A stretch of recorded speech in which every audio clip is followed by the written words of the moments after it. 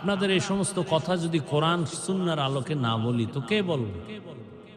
বলার মানুষ নাই, সব কবরে যাচ্ছে।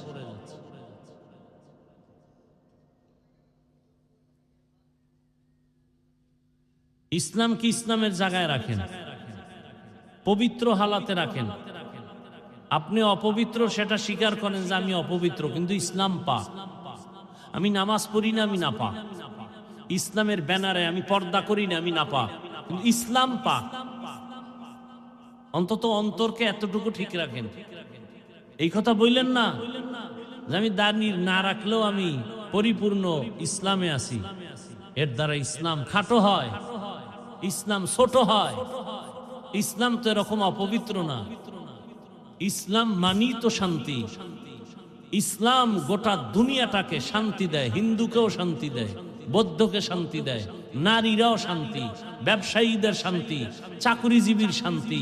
ইসলাম ছাড়া কসম আল্লাহর, আমেরিকা, রাশিয়া, সারা দুনিয়ার মানুষ যদি এক হইয়া, এমনকি হুজুরেরাও যদি এক হয় আর আল্লাহর কোরআন সারা দুনিয়া চালায়, শান্তি হবে না, হবে না, হবে না। এ কথা কি আমার কোনো দলীয় কথা?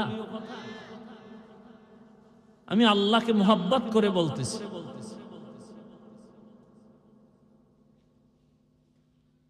আপনি মানেন আর না মানেন, লিখে রাখেন, ইসলাম যতদিন পর্যন্ত জমিন আসবে না ততদিন শান্তি হবে না। আল্লাহর জাতের কসম, এ কথা সন্দেহ করবেন না, গুনাহ হবে। ইসলাম ছাড়া শান্তির চিন্তা করলেও গুনাহ হবে। শান্তির ঠিকানা ইসলাম। ইসলাম ছাড়া কেউ শান্তি দিতে পারে নাই, কিয়ামত পর্যন্ত পারবে না। এটাই সত্য, এটাই বাস্তব।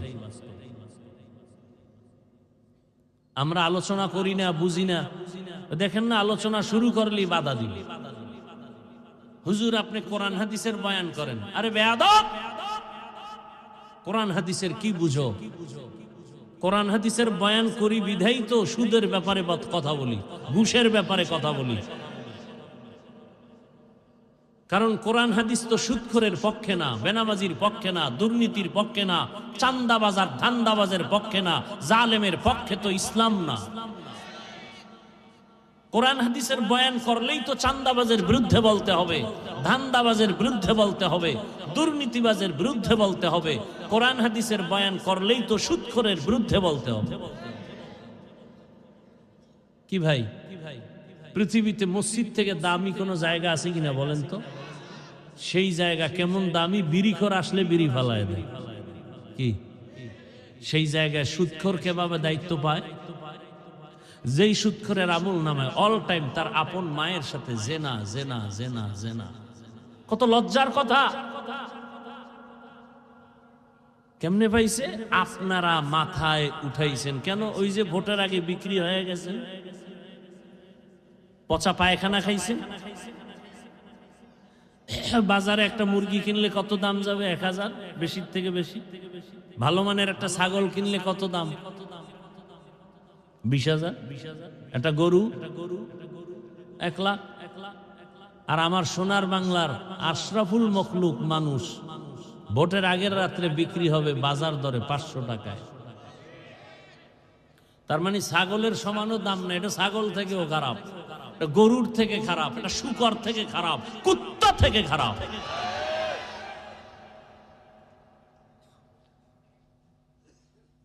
আজকে জুমা এক জায়গায় বলে আসছে, যারা আমগো বয়ান মানবেন না ওই পায়খানা খাবেনই, মান্যত করে ফেলছেন, ওটা খাবেন। যেহেতু খাবেনি জেনে শুনে, তার কাছে আবদার খাইলে বেশি খাই, তবে ওয়াদা করবেন ওই 2 নাম্বার ওয়ালাকে ভোট দিবেন না। ওরা 2 নাম্বার, যারা টাকা দিবে ওদেরকে ভোট দিবেন না। ভোট আমানত, অন্তত চরিত্রটা দেখে ভোট দিবেন, যার চরিত্র ভালো। কারণ জীবনের এক অমূল্য সম্পদ হলো চরিত্র, সুন্দর চরিত্র। আজ গোটা দুনিয়ার মানুষ ডাক্তার জাকির নায়েককে চিনে কেন? টাকার গরমে, ক্ষমতার গরমে। সুন্দর চরিত্র। ভাই তুমি ডাক্তার হও, ইঞ্জিনিয়ার হও, প্রফেসর হও, ওসিডিসি এসপি হও, ব্যবসায়ী চাকরিজীবী হও, বেয়াদব হইও না। চরিত্র সুন্দর, 3 জায়গার দোয়া নিয়ে আগাও, জীবন সফল হয়ে যাবে। ডাক্তার হলো, মা বাবার দোয়া, শিক্ষকের দোয়া, উলামায়ে কেরামের দোয়া। তো জবান এমন একটা পাওয়ারি অস্ত্র যে একটা বেঈমান মুমিন হয় জবানের কথায়, আবার মুমিন কি হয়ে যায়? বেঈমান হয় জবানের কথায়। এজন্য আল্লাহ বলেন জবানটাকে কন্ট্রোল করো, কন্ট্রোল করো জবানকে। কেমনে করবেন? বলে পা অন্যায় করে এটারে বেঁধে রাখো, হাত অন্যায় করে বেঁধে রাখো, চোখ যদি অন্যায় কিছু দেখে সামনে পর্দা লাগাও, কন্ট্রোল হয়ে যাবে। কানে যদি বাজে আওয়াজ শুনে তুলা দিয়ে আটকায় দাও, কন্ট্রোল হবে। কিন্তু জবান উল্টা পাল্টা চলে, কেমনে কন্ট্রোল করি?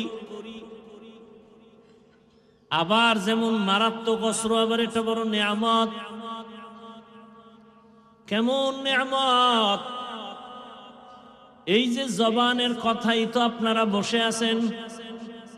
কি ভাই? জবানের কথা শোনার জন্য আপনারা বসে আছেন। জবানের একটা কথার মধ্যে এত মায়া লাগায় দিছেন আমার আল্লাহ। এই জিহ্বা নাড়ায় নাড়ায় কত কোটি কোটি কোটি কথা সাপ্লাই দিলাম, কোনদিন এই মেশিনে তৈল দিলাম না, পেট্রোল অকটেন দিলাম না। মোবাইলে বারবার কথা বলেন, হঠাৎ কেটে যায়। কি ব্যাপার? টাকা নাই দেখেন না, ব্যালেন্স ঠিক আছে। নেটওয়ার্ক নাই বলে তাও আছে। কি ব্যাপার? বলে চার্জ নাই। তাড়াতাড়ি পাওয়ার হাউসে লাগাও। এমনও চার্জার আছে ফাস্ট চার্জার, এটা দিয়ে তাড়াতাড়ি 1 ঘন্টার চার্জ আধা ঘন্টায় হয়ে যাবে।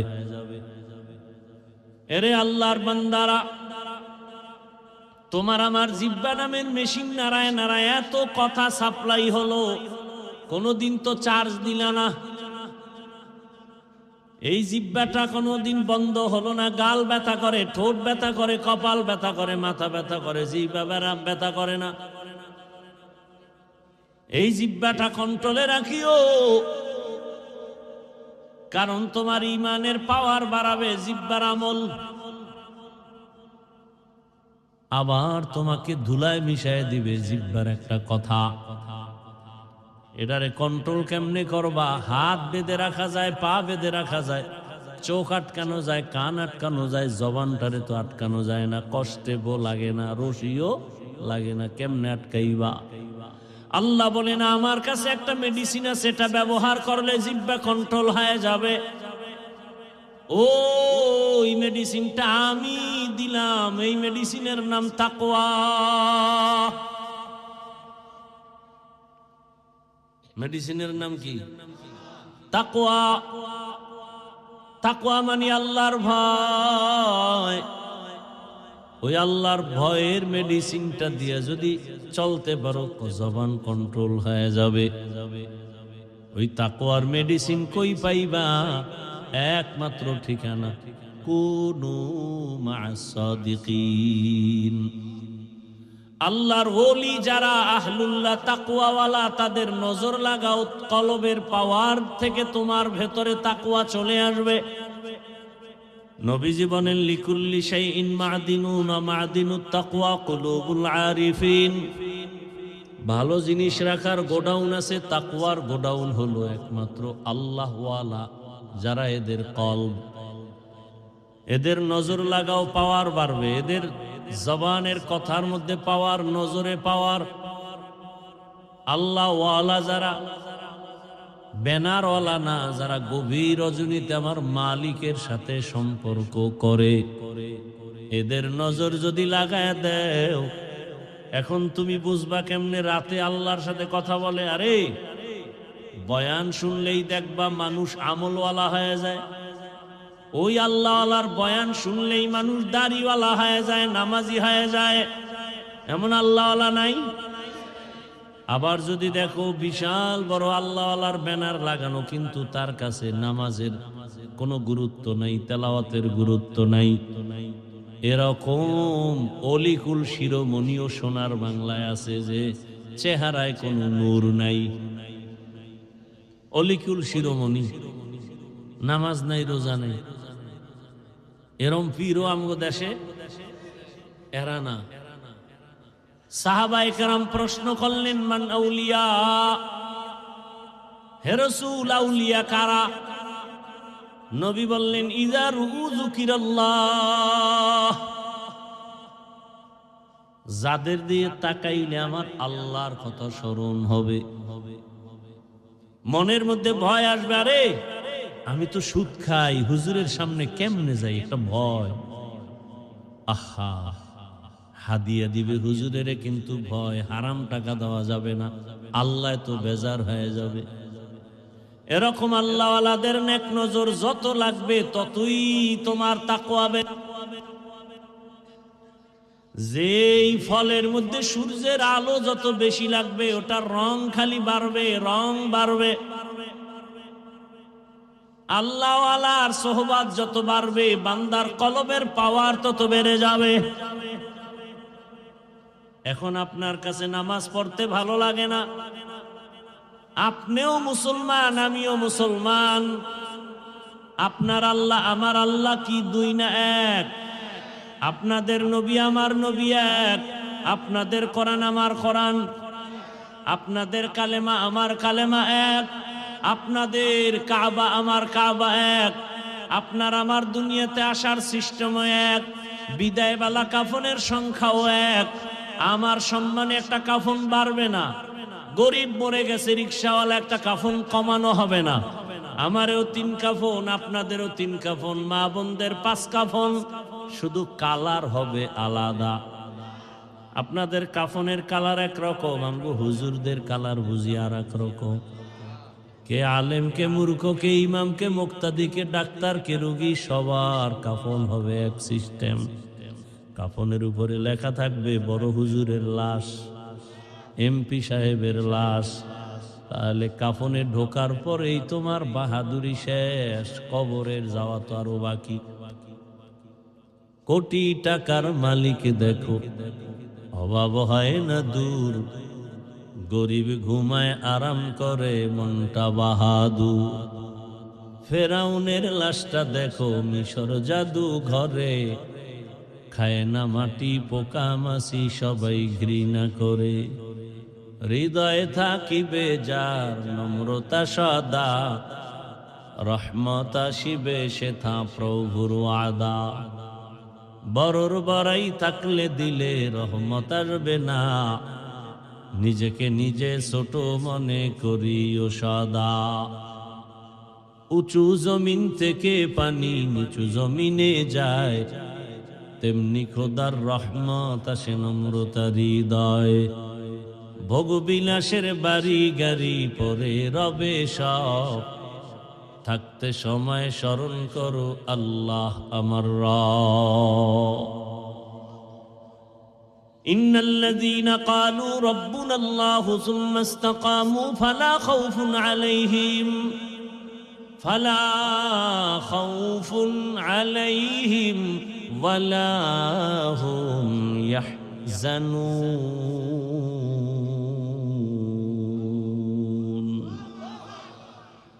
যে বলে আমার রব আল্লাহ এবং এর উপরে জীবন চালায়, আল্লাহ বলেন দুনিয়ায় ভয় নাই, পরকালে পেরেশানি নাই, আমি আল্লাহ তোমাকে বিনা হিসাবে জান্নাতে পৌঁছায় দিব। জবানটাকে কন্ট্রোল করো হে মুমিন। জবানের একটা কথায় পরিচয় দেয় তুমি কেমন খারাপ না ভালো। জবানের একটা কথা পরিচয় দেয় তুমি ভালো আলেম না খারাপ আলেম। জবানের কথায় পরিচয় হয় তোমার বংশ কেমন, ভালো না খারাপ। এই জবানকে কন্ট্রোল করার একমাত্র হাতিয়ার হলো তাকওয়া, আল্লাহর ভয়। ওমরে ফারুক রাদিয়াল্লাহু তাআলা আন একটা পাথরের একটা অংশ জবান মুখের মধ্যে রাখতেন, কারণ একটা কথা যেন অনর্থক বের হয় না যায়। ইমাম গজালি রহমাতুল্লাহ আলাইহি বিশ্ববরেণ্য দার্শনিক এবং আল্লাহর পেয়ারা বান্দা ওলিয়ে কামেল, তিনি বলছেন মান কাসুরা কালামুহু কাসুরা খাতাউহু আমান কাসুরা খাতাউহু মাতা কলবুহু আমাম মাতা কলবুহু দাখালান নার। যে বেশি কথা বলে ওর কথায় বেশি ভুল হয়, যার কথায় বেশি ভুল হবে তার কলব মরে যাবে, যার কলব মরে যাবে তার ঠিকানা জাহান্নাম। কারণ জিন্দা কলব নিয়ে আল্লাহর আদালতে যাও, মরা কলব নিয়ে জাহান্নাম ছাড়া উপায় নাই। কলব মরে যায় গুনার কারণে, কলব জিন্দা হয় নেক আমলের কারণে। এজন্য কলব জিন্দা হওয়ার পাওয়ার হাউজের সাথে যাও। অন্ধকার অন্ধকার যদি মিছিল দাও অন্ধকার বন্ধ হবে না, যদি বেত দিয়া বাড়ি দাও অন্ধকার যাবে না, একটা বাতি জ্বালায় দাও অন্ধকার দূর হয়ে যাবে। ও বান্দা, তোমার গুনাহ মুক্ত করার জন্য তওবা নামের বাতি জ্বালাও, তাকওয়ার পাওয়ার নিয়ে নেক আমল করো। জীবনের তাকওয়াওয়ালা একটা সেজদা জান্নাতে পৌঁছায় দিবে। তাকওয়াওয়ালা একটা আল্লাহকে ডাক দিলে জান্নাত রেডি হয়ে যাবে। আল্লাহর ভয় জবানটাকে কন্ট্রোল করার জন্য মৌলিক কয়েকটা গুনাহ থেকে বাঁচাও, আবার এর বিপরীতে কয়েকটা নেক আমল চালু করো, জবানটা মোটামুটি কন্ট্রোলে আসবে। মৌলিক কয়েকটা গুনাহ থেকে জবানকে বাঁচাবেন। এক নম্বরে জবানে মিথ্যা বলা যাবে না। কি বলা যাবে না? মিথ্যা বলা মহাপাপ। আল কিযবু ইহলিক, মিথ্যা মানুষকে ধ্বংস করে। ইয়াকুমাল কিযব ফাইন্নাল কিযবা ইয়াহদি ইলাল ফুজুর ওয়া ইন্নাল ফুজুরা ইয়াহদি ইলান নার। আল্লাহ কোরআনে বলেন ওয়াইলু ইয়াউমাইযিল লিল মুকাজ্জিবিন, ওয়াইলু ইয়াউমাইযিল লিল মুকাজ্জিবিন, ওয়াইলু ইয়াউমাইযিল লিল মুকাজ্জিবিন। মিথ্যাবাদীর জন্য ওয়াইল নামক জাহান্নাম, মিথ্যাবাদীর জন্য ওয়াইল নামক জাহান্নাম, মিথ্যাবাদীর জন্য ওয়াইল নামক জাহান্নাম। মিথ্যা বলা যাবে না জবানে। দ্বিতীয়, এই জবানের দ্বারা গালি দেওয়া যাবে না। গালি হালাল না হারাম? কি ভাই, গালি হারাম। আল্লাহর রসুলকে আল্লাহ বলেন, হে রাসূল, আপনি কাফেরদের সাথে ভালো আচরণ করেন। কুল্লি ইবাদি ইয়াকুলুল্লাতী হিয়া আহসান ইন্নাশ শাইতানা ইয়ানজাগু বাইনাহুম ইন্নাশ শাইতানা কানা লিল ইনসানি আদুওয়াম মুবিনা। জবানকে কন্ট্রোল করেন। গালি দেওয়া যাবে না, হারাম। সিবাবুল মুসলিমি ফুসকিতালুহু কুফরুন। এক মুমিন আর এক মুমিনকে গালি দেওয়া পাপিষ্টের কাজ। এক মুমিন আর এক মুমিনের বিরুদ্ধে জিহাদের কথা বলা বেদিনদের কাজ। জবানে এক নম্বরে মিথ্যা বলা যাবে না, দ্বিতীয় গালি দেওয়া যাবে না, তিন নাম্বার গীবত করা যাবে না, একজনের দোষ পিছনে বলা যাবে না। নবীজি বলেন আল গীবাতু আশাদ্দু মিনাজ জিনা। আল্লাহ কোরআনে নিষেধ করেছেন, বান্দা তুমি তোমার ভাইয়ের গীবত করে মরা গরুর গোশত খাইয়া এই গুনাহ কামাই করিও না। তিনটা গুনাহ মৌলিক। মিথ্যা বলবো না, গালি দিব না, গীবত। এটা বাদ দিয়ে এবার কয়েকটা আমল চালু রাখবেন। এটা সহজ, হাঁটতে চলতে উঠতে বসতে তিনটা আমল। আবার কয়েকটা আমল চালু রাখেন, সহজ। এক নাম্বার কোরআনের তেলাওয়াত। কি ভাই, বললেই বলবে আমি পারি না। আমার কাছে পারি না বইলা থামলেন, আল্লাহর কাছে পারি না বললে তো ফিডা খাওয়া লাগে। দুনিয়ার সব পারলেন, কোরআন শিখতে পারলেন না কেন? এরপর যারা ফাঁক করে বাঁচার জন্য বলে পারি না, তাদেরকে বলবো আপনি আলহামদু সূরা পারেননি, পারেন না। এটা আবার ধাক্কা দিয়ে জিজ্ঞেস করা লাগে, আলহামদু সূরাটা পারেন না? প্রতিদিন ফজরের নামাজের সুন্নাত পরে ফরজের আগে 11 বার দরুদ শরীফ, 41 বার আলহামদু সূরা পড়বেন। আবার 11 বার দরুদ শরীফ পরে পানির মধ্যে দম করে ঘরের সবাই পানি খাবেন। কারণ আলহামদু সূরা হলো সূরাতুশ শিফা, সব রোগের ঔষধ। কত ডাক্তার রোগী ফিরাইয়া দিছে, মরবে বাঁচবে না, সূরা ফাতিহার পানি পান কইরা বুজুর্গের থেকে ভালো হয়ে গেছে। নাই? এবার বলবেন যে এটা বড় পারি না, ইন্না তাইনা সূরা পারেন না? ইন্না তাইনা সূরাটা পড়েন প্রতিদিন 41 বার, আগে পরে 11 বার করে দরুদ শরীফ পড়েন, কুল হুয়াল্লাহ পড়েন প্রতিদিন 50 বার, আগে পরে 5 বার দরুদ শরীফ পড়েন। মা বোনদেরকে বলে যাই, কোরআন তেলাওয়াত করবেন, রোগ আসবে না, রোগ ঘরে কোনো মুসিবত আসবে না, কামাই রুজিতে বরকত বেড়ে যাবে। অন্তত 5 ওয়াক্ত নামাজের পরে 5টা সূরার আমল করবেন। ফজরের নামাজের পরে সূরা ইয়াসিন, যোহরের নামাজের পরে সূরা ফাতাহ, আসরের পরে সূরা নাবা, মাগরিবের নামাজের পরে সূরাতুল ওয়াকিয়া, এশার নামাজের পরে সূরাতুল মুলক। এই 5টা সূরা পড়বেন, ফজিলত অনেক বেশি। কোরআন খুইলা তাকায় দেখেন, বলার সময় নাই। তাহলে 1 নম্বরে 3 গুণা তো ছাড়বো, মিথ্যা বলবো না, গালি দিব না, গীবত করব না, বিপরীতে আমল করব কি কি কোরআনের। ভাই বসে আছেন, আলহামদু সূরা পড়েন, এমনি এমনি পড়বেন, বসে বসে মুখস্থ পড়বেন। ইন্না তাইনা সূরা, আল আসরে সূরা পড়বেন। 2 নম্বরে দরুদ শরীফের আমল করবেন। কিসের আমল? ওলামায়ে কেরাম লিখছেন কমপক্ষে 300 বার দরুদের আমল করবেন। সাল্লাল্লাহু আলাইহি ওয়াসাল্লাম, সাল্লাল্লাহু আলাইহি ওয়াসাল্লাম পড়তেই থাকবেন, সওয়াব আর সওয়াব, নগদ লাভ দেখবেন, দুনিয়াতেই লাভ, আখিরাতে তো আছেই। এরপরে আল্লাহর নামের জিকির করবেন। জিকির না জিকির পারেন না? হাঁটতে চলতে সব সময় কার জিকির? কোন পিসাবের? কোন পীরের জিকির? আল্লাহ। নাকি এটা কোন পীরের? হাঁটতে চলতে লা ইলাহা ইল্লাল্লাহ, লা ইলাহা ইল্লাল্লাহ, লা ইলাহা ইল্লাল্লাহ, লা ইলাহা ইল্লাল্লাহ। কি খারাপ লাগে? মুসা নবী বলেন, আল্লাহ আমার এমন একটা জিকির দাও যা কেউ জানে না, নতুন। আল্লাহ কায় পড়ো লা ইলাহা, পুরান। আল্লাহ বলে, মুসা জানো না, আসমান জমিনের সব যদি এক পালায় রাখে আর লা ইলাহা ইল্লাল্লাহ আর এক পালায় রাখা হয়, ওই পাল্লা ভারী হয়ে যাবে। জিকির করতে কষ্ট, কষ্ট লাগবেই। হিন্দুরে যদি বুঝাইতাম না, পাগল হয়ে যেত জিকির করতে করতে। মুসলমানের বুঝাই পারলাম না, এটা বিড়ি টানবে আর ফাঁকে ফাঁকে লা ইলাহা ইল্লাল্লাহ 100 বার হইলে আর একবার বিড়ি, প্রত্যেক 100 বারের পরে একটা বিড়ি টানবে। বাঙালি না?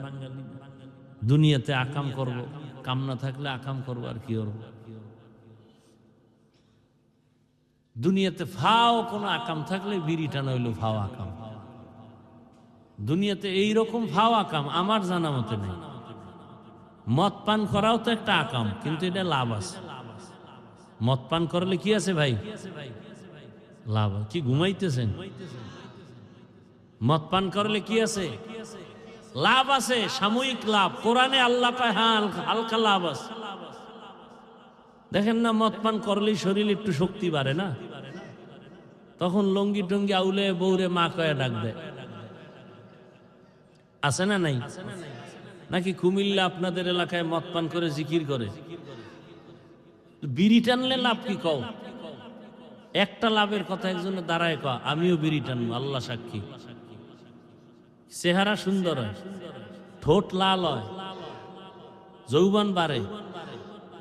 একটা লাভ আছে, পায়খানা ক্লিয়ার হয়। মনে হয় বাথরুমে গিয়া তো বিড়ির পাশা কেন কইরা যায়? বেহায়া, বেলাজা, বেশরম, কুয়াশার ভিতরে কিচ্ছু দেখা যায় না। বুড়া বিড়ি টানতেছে, আগুন দেখা যায়। আবার টুপি মাথায় দিয়ে লইছে, বরকতের টান।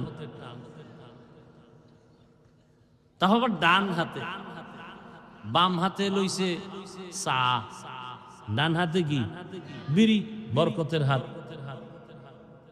দেখেন না অনেক সময় খানা খাইতে গেলে ভাত ডান হাত দিয়ে লোকমা দেয় আর বাম হাত দিয়ে লবণ লয়। কি যে ভদ্র, মানে বাম হাতটা বাথরুমে ব্যবহার হয় তো এটা আলাদা ফ্লেভার আছে, এজন্য লবণ লয় বাম হাত দিয়ে। লজ্জা শরম না থাকলে কি করা, যা মনে চায় তাই করতে পারে যদি লজ্জা না থাকে। আল্লাহ হেদায়েত দান করে।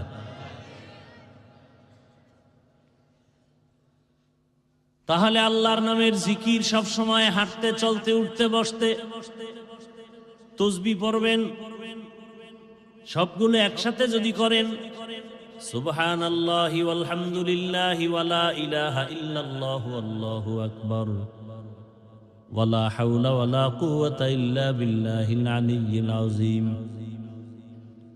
সব সময় পড়েন না ভাই, আল্লাহর কাছে তো যাবেন। নির্বাচন লয়ে যে লাফান, ভোটের আগেও তো মরতে পারে, হতে পারে না। এমনি তো কত না মরলে তো ফিডে মারবে, লাডি লুডি ভাও হইতেছে। কি কোন দিকে যায় নির্বাচন আল্লাহ জানে। আর এখন মানুষ মারতে তো বিসমিল্লাহ লাগে না। হায় হায়, কোন দুনিয়ায় কোন সমাজে জন্ম নিলাম, মাকে সন্তান মারে, বাবাকে সন্তান মারে, শিক্ষকের ছাত্র মারে। কোন দুনিয়াতে জন্ম নিলাম? কত বড় বেয়াদব ছাত্র হলে শিক্ষকের সামনে বিড়ি টানে, কত বড় বেয়াদব সন্তান হলে মুরব্বীর সামনে বিড়ি টানে। মা বাবা কথা বলে না ভয়, এই কুলাঙ্গারে আবার বন্ধুদের সাথে গর্ব করে, জানো আমার আব্বু আম্মু না আমাকে অনেক ভয় পায়। কত বড় বেয়াদব!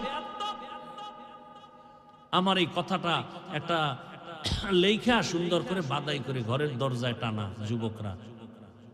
ওই সন্তানকে মা বাবা ভয় পায় যেই সন্তান সমাজের সব থেকে চরিত্রহীন আর বেয়াদব। ওই শিক্ষক ওই ছাত্রকে ভয় করে যেই ছাত্র পুরা প্রতিষ্ঠানের মধ্যে চূড়ান্ত চরিত্রহীন আর বেয়াদব। নম্র ভদ্র আদর্শমান সন্তানকে কোনদিন মা বাপ শিক্ষক ভয় পাবে না, কপালে চুমু দিবে। তুমি তো মনে করো ভয় পায়, কি বাহাদুরি! তো চরিত্র খারাপ। তোর মা বলতে চায় বলতে পারে না, আল্লাহর কাছে বলতে চায়, আল্লাহ এত মানুষ চাকার তলে পড়ে মরে, আমার এই বেয়াদবটা মরে না কেন? ওর কারণে, চরিত্রের কারণে মানুষের কাছে মুখ দেখাতে পারি না। আল্লাহ হেদায়েত দান করুন।